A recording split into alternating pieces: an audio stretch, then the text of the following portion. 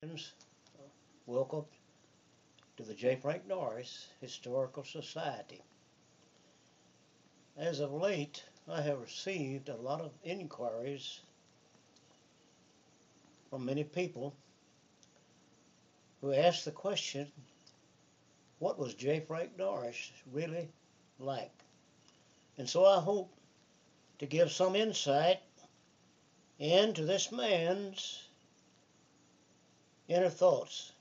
Contrary to the many false assertions, J. Frank Norris did not possess an authoritarian ambition. That's a big word, but it's one form of the word authority, and that's what I want you to bear in mind.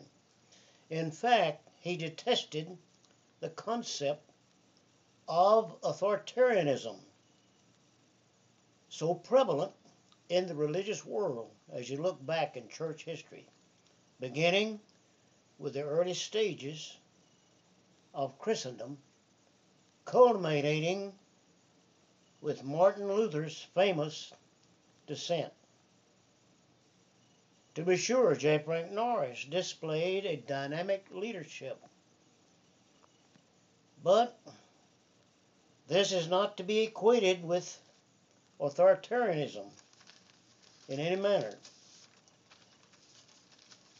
Ingrained in the human spirit, then there is an innate repulsive reaction towards stifling the human conscience. But needless to say, self-appointed authoritarianism has been a plague on the human race since day one.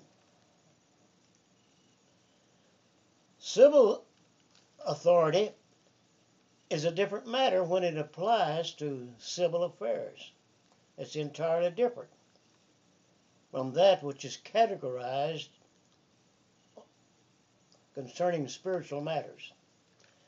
But to the throngs of bygone years that I witnessed at the First Baptist Church under the ministry of J. Frank Norris, there never appeared to me any sense of an authoritative atmosphere. And I vows to say, if the many, many people who've already passed on would echo the same sentiments that I'm trying to assert on this video. But admittedly, a few disgruntled members who left and parted company with Norris, most of the time for personal readings. They have been bearers of exaggerated myths. One example, and this is somewhat humorous, from the testimony of a wife of a fundamental pastor who stated, "I was there when the doors were locked." This has reference to a tongue-in-cheek remark that J. Frank Norris made on what occasion when he was raising a sum of money. And in tongue-in-cheek, he did say, "We're going to lock the doors until we receive this amount of money." And this is a reference to that episode. What this same lady does not tell you is the fact that she was only 18 months old at the time. That's the humorous side of it.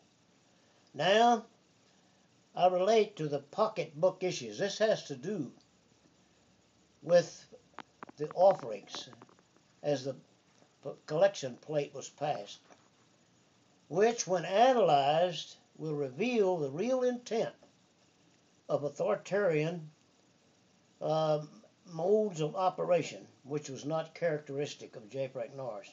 Not once, let me emphasize this emphatically, not once did I ever ask to sign a pledge card. That's important. Not once was I queried about my personal giving to the church. But contrariwise, the average church today could not function adequately without a budgetary financial plan. And hence, uh, by use of that plan to encourage the congregants to sign pledges. This never happened at the First Baptist Church. If such a plan existed in those bygone days, I was not aware of it. And individual giving will stop at the water's edge. That's why that J. Frank Norris could not be classified as an authoritarian dictator. Nothing could be further from the truth, because it would be dead in its tracks. If for no other reason, Norris lives on as a staunch defender of the faith. Friends, J. Frank Norris was a true biblicist. And for further information, I hope to add at a later video more of this very subject that I've tried to deal with on this day. Thank you again for listening. May God bless the United States of America.